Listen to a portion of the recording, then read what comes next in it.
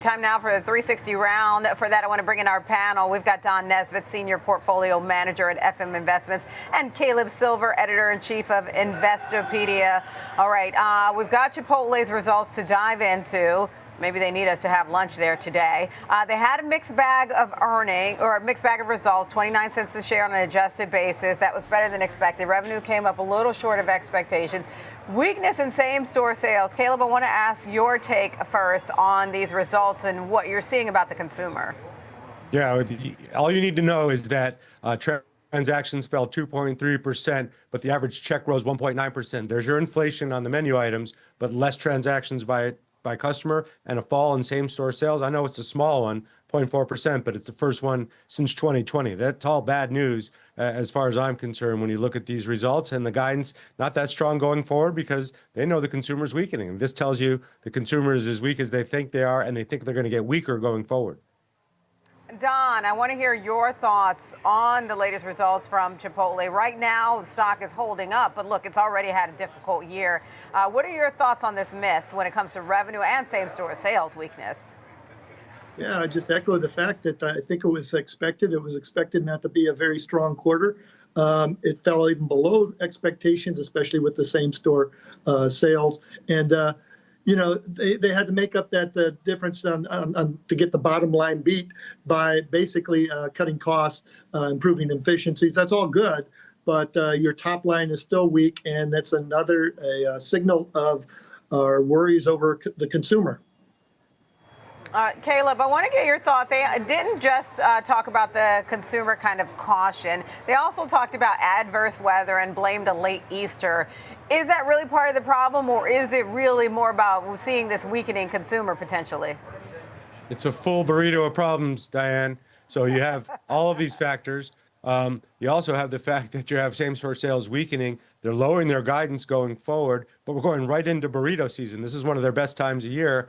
But we're going into burrito season right at a time where they're facing higher costs. So they're already talking about a 0.5% increase due to tariffs for things like aluminum and also for things like produce. Turns out they use a lot of aluminum to wrap up those burritos. That's going to give them higher costs. Yet they're still planning on opening some 315 to 345 stores going forward here in a time where consumers are weakening, which tells you, because of these models, when they open these stores, they recognize revenue immediately. It looks a little bit better on the balance sheet, but they're facing pretty much an uphill climb here as you got a weakening consumer, higher prices on the way in, higher prices on the way out, and then all the factors they can't control.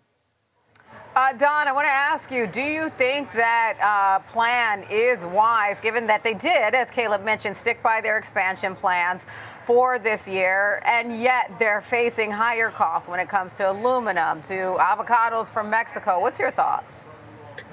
Well, in terms of the costs, it's whether or not they're able to pass those on. Chipotle's viewed as a value meal. So the consumers may be a little bit hesitant at a higher cost raise. This is what we're seeing across the whole industry. How much of a trade-off is there between the company taking a hit to its margins and profitability do they raise the prices and lose the top line revenue? So this is something we're kind of watching across the whole sector again and seeing how this works through for earnings. And then, Caleb, I want to ask you, does this line up with what your expectations were for overall consumer impact, especially when we've been watching these signals on confidence, on sentiment, and wondering if it will start to play out in actual demand impact?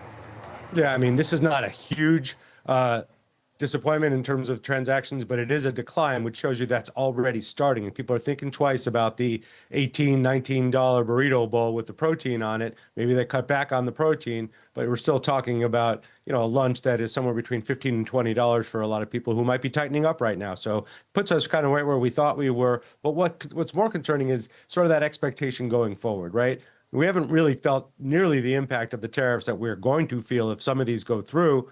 Yet we're already starting the pullback, which just shows you the psychological effect of fear of higher prices means I'm going to pretend like those higher prices are here today and start saving if I can, or just starting habits that keep me from spending as much as I used to. And Dan, a final thought to you on the latest results from Chipotle and where it goes from here. Yeah, as I said, we're not surprised. Traditionally, this has been a really great growth story, especially within the restaurant sector, but you're starting to see it kind of a little weakness here. And, again, we're going to be watching the consumer. What'll be interesting to watch are some of the other stocks that come through Starbucks next week. Obviously you saw the CEO, previous CEO for Chipotle move there. Also the large retailers, Walmart, Target, and, how is the consumer acting? Up to this point, it's been the low middle consumers that have been hurting. But now, with this market correction, you get a wealth effect that's starting to hurt upper income consumers too. Okay, and I want to ask you this. This is actually, I want to finish on a lighter note. Caleb, what is your Chipotle order? Don't do it that often, but I'll go for the bowl when I go. I'm an expert in guacamole, so I try theirs, but it's just, I give it a B-. That's not your thing. Oh, well, clearly that's part of the problem for Chipotle. Don, what's your Chipotle order? I'm the burrito guy. I got tacos recently there. I usually do the bowl there, but I got tacos there recently. They clearly need to step it up. We need to set up some lunch plans. All right, we'll leave our conversation there. That's Don Nesbitt of FM Investments and Caleb Silver of Investopedia. Thank you both.